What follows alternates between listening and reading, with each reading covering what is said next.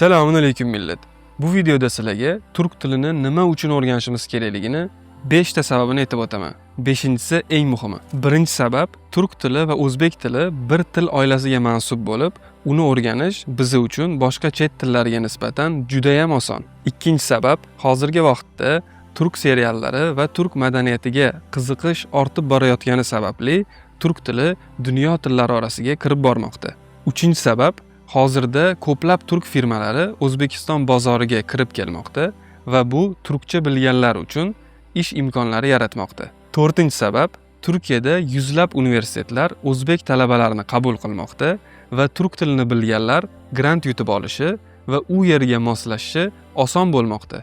Beshinchi va oxirgi sabab, turk tilini bilsangiz, turk tiliga oid kitoblar, tadqiqotlar va turli sohalarga oid manbalar siz uchun ochiladi va dunyo qarashingiz kengayadi. Shuncha sabab turganda, uni ustiga bu tilni qanchadir bilsangiz, nega hali ham to'liq o'rganmaysiz? Biz bilan turk tilini o'rganish uchun aloqaga chiqing. Görüşmek üzere.